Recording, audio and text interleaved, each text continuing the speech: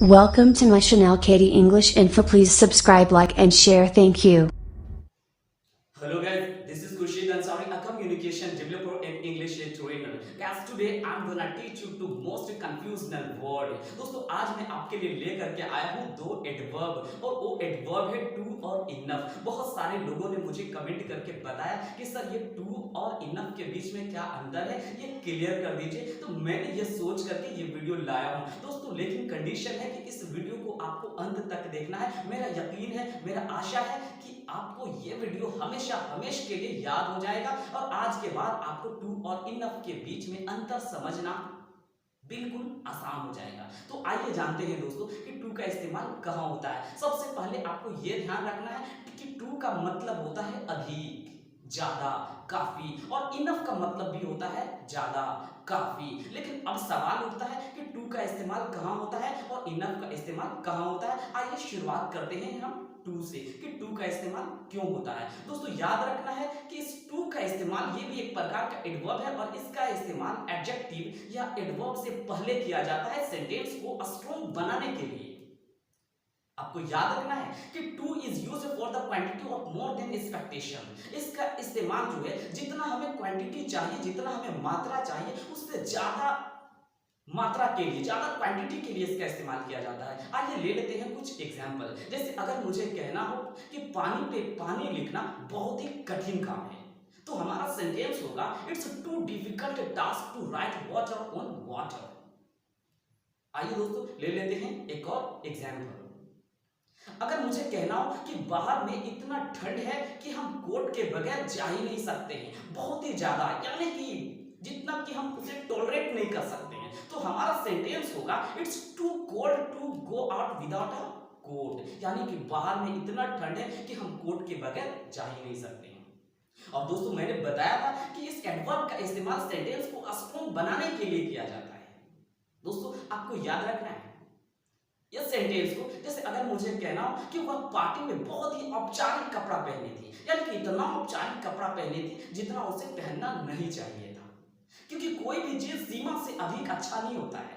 क्योंकि हमें पता है कि दोस्तों कि इंसान को रोशनी की जरूरत होती है, लेकिन अधिक रोशनी इंसान को अंधा बना सकती है। तो आइए हमारा सेंटेंस क्या होगा कि she dressed too formally for the party, यानी कि वो पार्टी के लिए इतना फॉर्मल ड्रेस पहनी थी, इतना औपचारिक ड्रेस पहनी थी कि उतना नहीं पहनना चाहिए। अगर मुझे कहना हो कि यार स्कूल के लिए काफी लेट हो चुकी है, यार इतना भी लेट नहीं होना चाहिए था, तो हमारा सेंटेंस होगा it's too late for school. हम स्कूल में पढ़ाते हैं, कभी कभी ऐसा होता है कि अचानक सा बहुत ज्यादा हल्ला होने लगता है, तो हम कहते हैं यार बहुत ही ज्यादा हल्ला हो रहा है, इतना भी हल्ला नहीं होना चाहिए था। तो हमारा सेंटेंस होगा इट्स टू नॉइजी हियर, यानी कि यहाँ काफी हल्ला हो रहा है। और दोस्तों मैंने बताया था कि टू एक नेगेटिव एडवर्ब है, टू एक नेगेटिव एडवर्ब है। आइए जानते हैं दोस्तों कि कैसे ये नेगेटिव एडवर्ब है। जैसे अगर मुझे कहना हो कि यार मेरा दोस्त बहुत ज्यादा हैंडसम है, यार उतना भी हैंडसम नहीं होना चाहिए जिससे प्रॉब्लम हो जाए, तो हम कहेंगे my friend is too handsome, यानी कि वो बहुत ही हैंडसम है, इतना भी हैंडसम नहीं है, यानी इतना नहीं होना चाहिए था। तो ये एक नेगेटिव सेंटेंस है। अगर हम कहें कि यार क्वेश्चन बहुत ही आसान है, यार इतना भी आसान नहीं होना चाहिए था, तो हमारा सेंटेंस होगा this question is too easy, यानी इतना भी आसान नहीं होना चाहिए।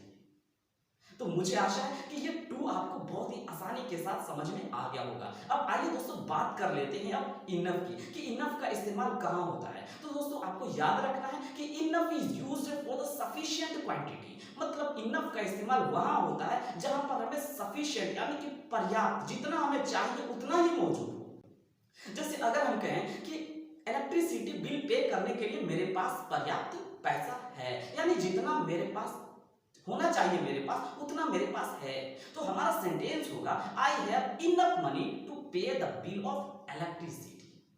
अगर कोई दोस्त मेरे से कहे कि यार वो कैसा टीचर है, तो हम कहेंगे यार वो तो अच्छा टीचर है, उसके पास इतना नॉलेज है कि वो आपको पढ़ा सकता है। तो हमारा सेंटेंस होगा he has enough knowledge to teach you, यानी उसके पास इतना नॉलेज है कि वो आपको पढ़ा सकता है। हमारा एक छोटा सा बेटा है और वो मोबाइल यूज करता है, तो हम कहेंगे यार कितना बड़ा है, तो कहेगा मेरा बेटा इतना बड़ा है कि मोबाइल को यूज कर सकता है, यानी कि पर्याप्त है कि वो मोबाइल चलाता है, तो हमारा सेंटेंस होगा my son is old enough to use a mobile.